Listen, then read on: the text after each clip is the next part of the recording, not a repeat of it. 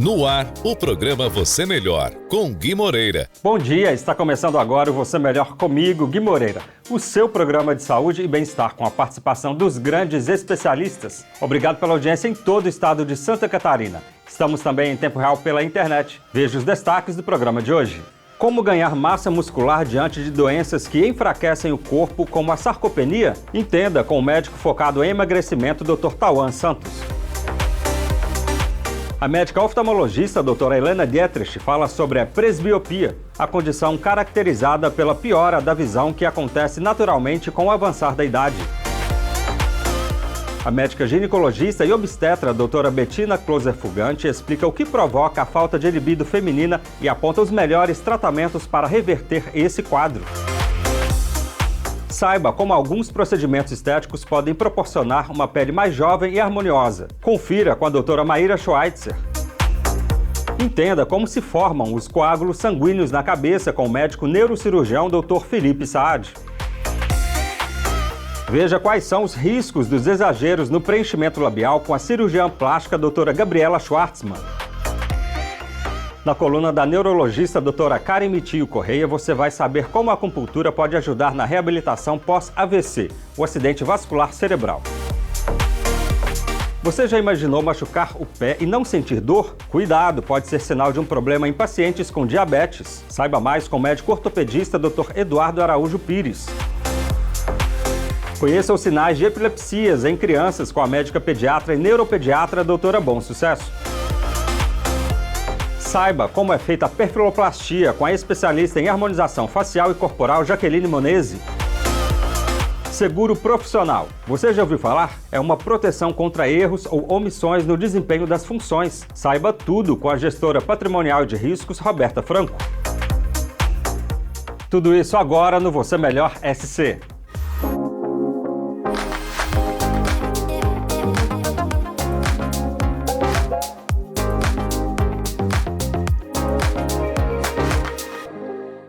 A sarcopenia é uma doença que se caracteriza pela perda da massa muscular e força, o que pode comprometer a capacidade física de uma pessoa. É uma condição que se torna mais comum com o envelhecimento, mas é possível reverter esse quadro com tratamentos específicos. O médico focado em emagrecimento, Dr. Tauan Santos, explica pra gente, vamos ver.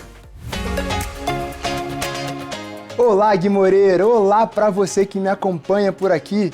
Hoje eu vou falar sobre o ganho de massa muscular. Porque eu tenho certeza, o calorzinho já está chegando, começa aquele famoso projeto verão, pra gente também se sentir bem na praia, se sentir bem você mulher de biquíni, homem. No Rio de Janeiro a gente usa sunga, aqui no sul o pessoal gosta de usar mais aquele shortinho, para você se sentir bem com o seu corpo. E sim, o ganho de massa muscular, ele é imprescindível. Existe uma doença que se chama sarcopenia, que é a baixa massa muscular. Essa doença vem acompanhada de vários outros fatores, como aumento de chance de ter demência, aumento de chance de ter osteoporose, aumento de chance de ter depressão, ansiedade, queda de libido, queda de desempenho físico, performance, produtividade, ou seja, inúmeros fatores estão relacionados com a baixa de músculo. Logo, quando feito de uma maneira eficiente por profissionais que sim entendam toda a atualização da medicina, nós conseguimos promover o ganho de massa muscular. Lembrando que eu não estou falando aqui de ficar no shape, de ganhar só a parte estética. Não é esse assunto, porque a parte estética vai vir com um reflexo de todas as melhorias no metabolismo que serão possíveis quando utilizados esse protocolo baseado na ciência.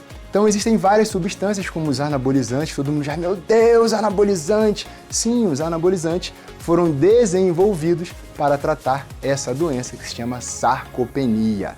Se você ficou com alguma dúvida, quer saber um pouquinho mais, sou o Dr. Tauan Santos, já me chama no Instagram que vai ser uma honra lhe ajudar nesse processo. Conta comigo, vamos juntos, até mais! A presbiopia é um problema de visão em que acontece a dificuldade para enxergar de perto após os 40 anos de idade. Com isso, há um esforço visual para conseguir enxergar, o que pode desenvolver dor de cabeça e desconforto nos olhos. Uma consulta com um oftalmologista pode indicar um melhor tratamento, conforme revela a doutora Helena Dietrich.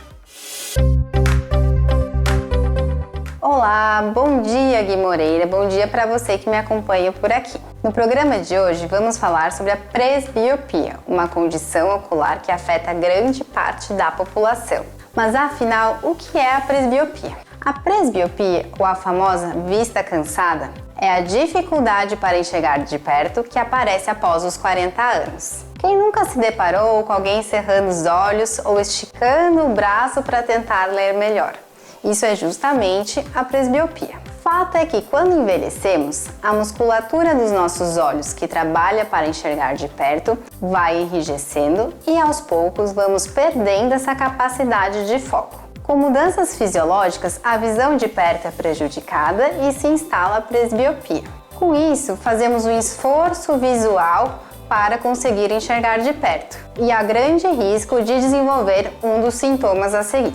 Dor de cabeça pior ao final do dia, desconforto ocular, lacrimejamento e às vezes até a necessidade de usar mais luz do que o normal para conseguir ler. Nesses casos, o ideal é que se busque um oftalmologista. No exame oftalmológico será verificada a sua visão, o seu grau de longe e uma eventual necessidade dos óculos para perto. Importante lembrar que além dos óculos existem outras opções de correção, como a lente de contato e até mesmo a cirurgia. Se você tem se incomodado com a sua visão de perto, consulte um oftalmologista.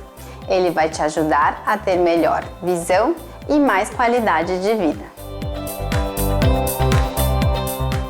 Falta de libido feminina é um problema recorrente que pode ter impacto negativo na saúde e na qualidade de vida da mulher. As causas envolvem doenças endócrinas, como hipotireoidismo e diabetes, uso de medicamentos e falta de nutrientes na alimentação. Quem explica é a ginecologista e obstetra a doutora Bettina Closer Fugante. Olá, Gui Moreira, e olá para você de casa. Hoje eu vim falar com vocês, mulheres, sobre um problema muito comum, a falta de libido. Rotineiramente, as minhas pacientes me procuram para solicitar a dosagem de hormônios, pois estão com falta de apetite sexual. Porém, a falta de hormônios não é a principal causa desses sintomas para nós mulheres. As causas geralmente são multifatoriais. Envolvem doenças endócrinas como hipotireoidismo e diabetes, o uso de medicamentos como antidepressivos e anticoncepcionais, a falta de nutrientes na alimentação, infecções genitais, vaginismo e até o sedentarismo e a privação de sono. Mas eu quero enfatizar que a libido dos homens e das mulheres são diferentes. A libido do homem vem muito da testosterona, mas a libido da mulher vem principalmente do hormônio do bem-estar, chamado de dopamina. Ou seja, precisamos estar relaxadas para transar. Problemas como desentendimentos conjugais, estresse, ansiedade, traumas do passado e até a baixa autoestima interferem muito na nossa vontade de sexo. Além de tudo isso, nós mulheres precisamos de muito mais estímulos. Eu costumo comparar o nosso início de desejo com um fogão elétrico para os homens, que liga rapidinho, e com um fogão a lenha para nós mulheres, que precisa de um tempo para pegar no tranco, com mais estímulos, não só visuais, mas principalmente táteis. Por hoje, a nossa conversa termina aqui. Se você sente falta de libido, converse com o seu ginecologista, mas lembre-se que o bem-estar físico e emocional são fundamentais para a saúde sexual. Invista em cuidados pessoais e na relação afetiva para viver uma vida sexual saudável e satisfatória. Um beijo e até a próxima! Alguns tratamentos estéticos combinados podem alcançar resultados mais completos. O ácido hialurônico e os bioestimuladores de colágeno, por exemplo, ajudam a melhorar a firmeza e a textura da pele, preenchendo rugas e linhas de expressão. A grande vantagem dessas associações é que oferecem resultados naturais. Entenda mais com a doutora Maíra Schweitzer. Olá, Gui Moreira! Olá para você aí de casa. Eu sou a doutora Maíra Schweitzer e hoje vamos falar sobre a associação de produtos estéticos e, com isso, pode potencializar os resultados e proporcionar uma pele mais jovem e harmoniosa. Cada tratamento tem uma função específica e, ao combiná-los, é possível alcançar resultados mais completos. Por exemplo, ácido hialurônico é usado para hidratar e dar volume imediato à pele, preenchendo rugas e linhas de expressão. Já os bioestimuladores de colágeno, como o ácido polilático, trabalham estimulando a produção natural de colágeno, melhorando a firmeza e a textura da pele a longo prazo. Essa combinação garante uma abordagem mais abrangente, tratando tanto a superfície da pele quanto as suas camadas mais profundas. Além do ácido hialurônico e dos bioestimuladores, podemos associar outros procedimentos, como o Botox para relaxar as linhas de expressão ou laser para uniformizar o tom da pele. A grande vantagem dessas associações é que eles agem de maneira sinérgica, oferecendo resultados naturais, sem a necessidade de intervenções invasivas.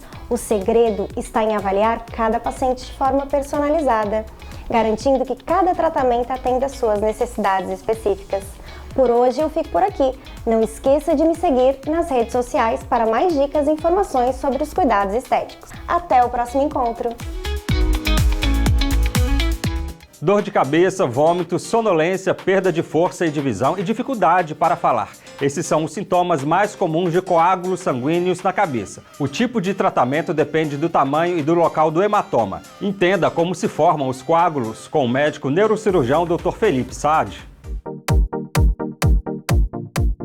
Caro Gui Moreira, olá para você que me acompanha aqui. Hoje vamos falar sobre um tema muito importante, os coágulos na cabeça. De onde surgem?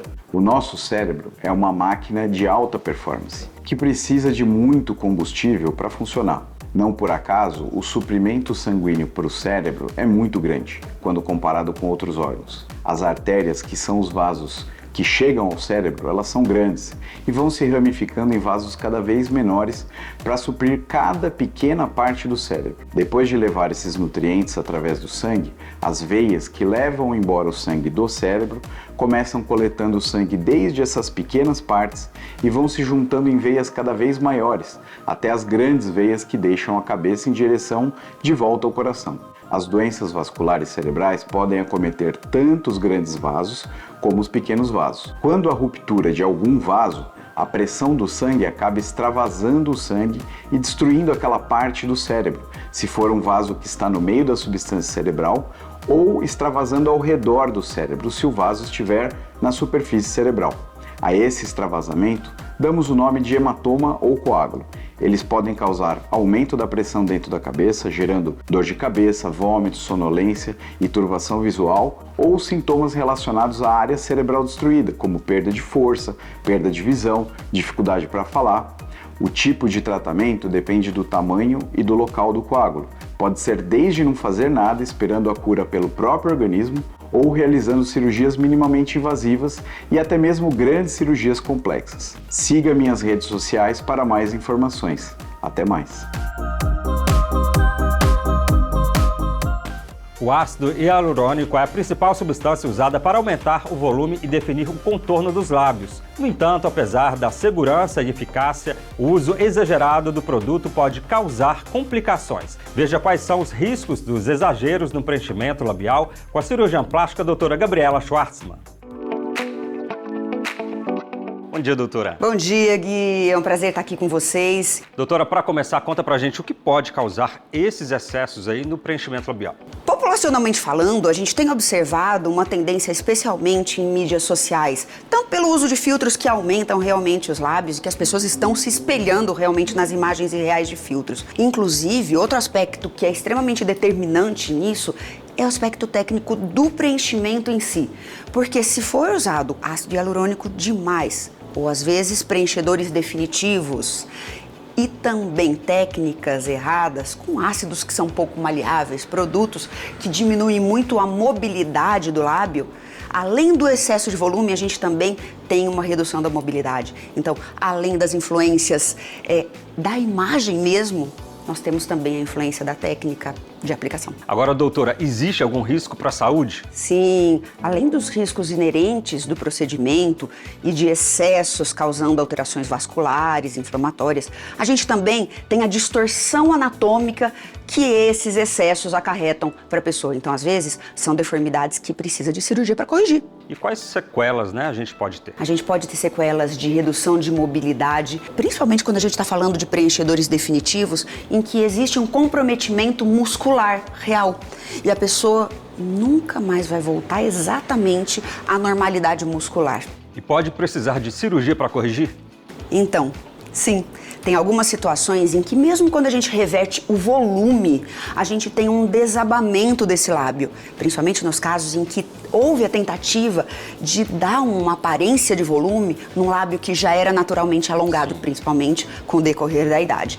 E nesses casos, além da reversão do volume com o uso de enzimas que dissolvem esse ácido hialurônico, nós muitas vezes precisamos encurtar o segmento cutâneo, ou seja, a pele que ficou em extensão. Muitas vezes a gente precisa não só abordar a pele, mas também a mucosa do lábio. E aí a gente tem até um caso que fica muito didático para vocês observarem. Essa paciente, por exemplo, ela apresentava um preenchimento labial que foi feito na tentativa de everter a mucosa. Só que como ela apresentava muito alongamento da pele, esse preenchimento foi ficando para frente com o aspecto clássico do bico de pato. E a primeira medida que nós fizemos foi dissolver esse ácido hialurônico e vocês podem ver que o lábio desabou, ou seja, esse alongamento cutâneo ficou evidente. Qual a medida então, depois do primeiro passo que foi a dissolução?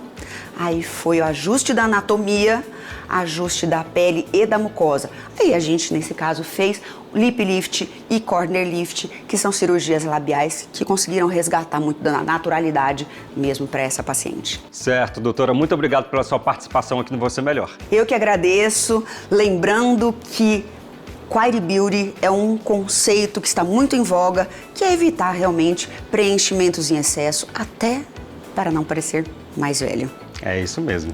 Quero desejar para vocês um ótimo final de semana. Aqui estão os contatos da minha rede social. Vocês podem seguir, tem bastante conteúdo, inclusive técnico lá, que pode ser bastante interessante. O acidente vascular cerebral é uma doença que ocorre quando há interrupção do fluxo sanguíneo no cérebro. É uma das principais causas de morte e incapacitação no mundo. A acupuntura pode ajudar no pós-AVC, restaurando o equilíbrio e estimulando pontos específicos para promover a recuperação funcional. Entenda mais com a médica neurologista doutora Karen Mitil Correia. Olá, Gui. Olá também para você de casa. O acidente vascular cerebral, ou AVC, é uma condição grave que afeta milhões de pessoas anualmente. E ele ocorre quando o fluxo sanguíneo para uma parte do cérebro é interrompida, causando danos às células cerebrais. Pacientes frequentemente enfrentam sequelas desafiadoras, como paralisia de uma parte do corpo, dificuldade na fala e problemas de equilíbrio. A reabilitação pós-AVC é crucial e cada vez mais a acupuntura está sendo reconhecida como uma terapia complementar valiosa nesse processo. Na medicina tradicional chinesa, o AVC é considerado como um desequilíbrio do fluxo de energia e de sangue no corpo. A acupuntura busca restaurar esse equilíbrio, estimulando pontos específicos para promover a recuperação funcional. A acupuntura melhora a função motora e a mobilidade, auxilia na recuperação da fala e da linguagem, reduz a espasticidade muscular e estimula a neuroplasticidade, ajudando o cérebro a formar novas conexões.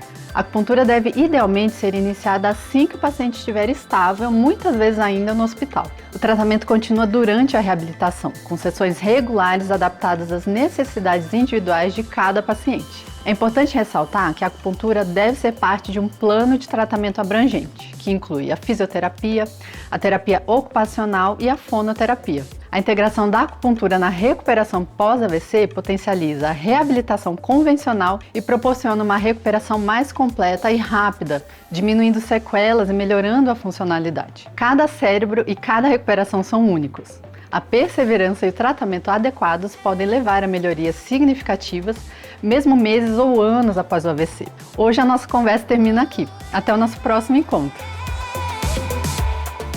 A artropatia de Charcot é uma doença que provoca a destruição progressiva das articulações e ossos, especialmente nas extremidades, como o pé.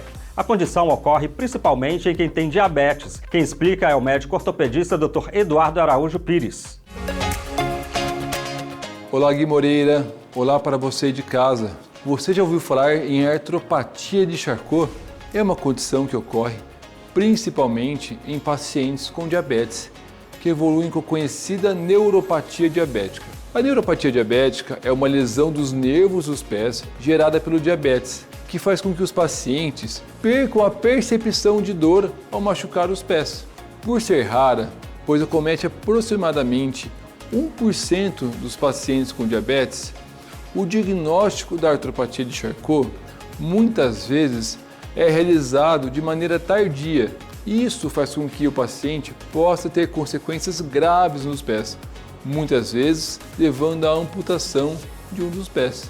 Mas Eduardo, o que é a artropatia de Charcot? Imagine um paciente que não sente o pé. Isso mesmo.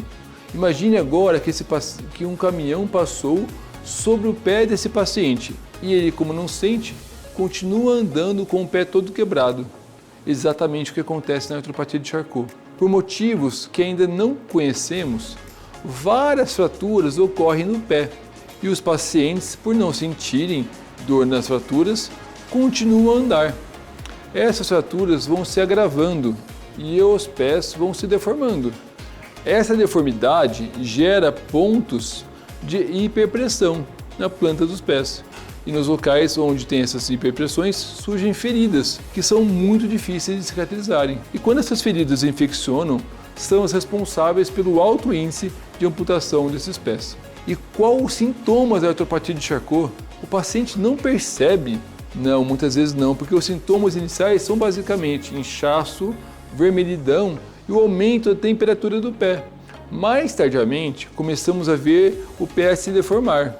Normalmente, o paciente acha que é uma infecção local ou até mesmo uma tendinite, demorando para procurar ajuda. E quando procura ajuda, muitas vezes o diagnóstico não é correto. Então, qual que é o tratamento? O tratamento inicial é imobilizar o pé, ou seja, cuidar da fratura, não pisar mais com o pé acometido no chão, utilizando muletas, e procurar um ortopedista para avaliação e acompanhamento. Para saber mais sobre essa patologia, acesse as minhas redes sociais, que tem muito conteúdo lá. Um forte abraço. Um distúrbio neurológico que afeta o funcionamento do cérebro e pode provocar crises na infância, caracterizadas por sintomas como convulsões e perda de consciência. Conheça os sinais de epilepsias em crianças com a médica pediatra e neuropediatra doutora Bom Sucesso. Olá, Gui Moreira. Olá para você de casa. Hoje vamos falar sobre epilepsia na infância. A epilepsia ou as epilepsias, pois existem vários tipos, correspondem a um distúrbio neurológico caracterizado por crises epilépticas recorrentes, causadas por descargas elétricas anormais no cérebro. Existem várias causas, como as síndromes genéticas, lesões cerebrais ou até mesmo de causa desconhecida. As epilepsias são classificadas em focais ou generalizadas conforme a origem das crises. As focais são ocasionadas em uma parte específica do cérebro e as generalizadas vão acometer o cérebro inteiro desde o início. A criança pode ter episódios em que fica com o olhar parado por algum tempo, ter movimentos repetidos de balançar os braços ou pernas, enrijecimento dos membros ou até a convulsão clássica em que há os abalos de membros e uma salivação excessiva. O diagnóstico é baseado no histórico clínico e são avaliados todos os movimentos e comportamentos que a criança faz, além do eletroencefalograma e alguns exames de imagem como tomografia e ressonância. O tratamento é baseado nas medicações e os fármacos anticrise. Para casos refratários ou resistentes, existe a terapia cetogênica e a cirurgia de epilepsia. Fique atento a esses sintomas, procure ajuda especializada. Espero você no próximo programa. Até lá! Um procedimento estético que busca a harmonia do perfil facial, além de melhorar a simetria do rosto. A técnica é uma alternativa não cirúrgica para equilibrar os traços entre o nariz e queixo e lábios. Saiba como é feita a perfiloplastia, com a especialista em harmonização facial e corporal, Jaqueline Monese. Olá, Gui Moreira. Olá para você que nos assiste. A perfiloplastia é um procedimento estético que busca melhorar a harmonia do perfil facial, equilibrando a relação entre o nariz, queixo e, em alguns casos, os lábios. Pode envolver tantos procedimentos estéticos no nariz e queixo, como rinomodelação e mentoplastia, quanto técnicas não cirúrgicas, como preenchimentos com ácido hialurônico. O objetivo é criar uma proporção estética entre essas estruturas, suavizando desarmonias e realçando a simetria do rosto, resultando em um perfil mais equilibrado e harmonioso. O uso do ácido hialurônico no nariz, mento e lábios é uma alternativa não cirúrgica para melhorar o perfil facial e, ao ser injetado nessas áreas, o ácido preenche e corrige assimetrias de forma sutil e temporária, proporcionando equilíbrio estético sem a necessidade de cirurgia. No nariz, ele pode suavizar o dorso ou levantar a ponta. Nos lábios, aumenta o volume e define o contorno.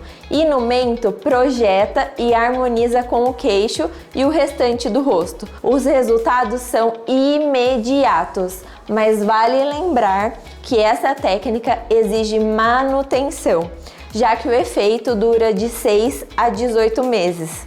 Um bom final de semana e até o próximo programa. O seguro profissional é uma proteção indispensável para médicos, dentistas, advogados, engenheiros, contadores, veterinários, entre outros profissionais. É um recurso usado em caso de reclamações de clientes por eventuais erros, omissões e danos causados durante o exercício da atividade profissional. Pode ser chamado de escudo de proteção, conforme explica a gestora patrimonial de riscos, Roberta Franco.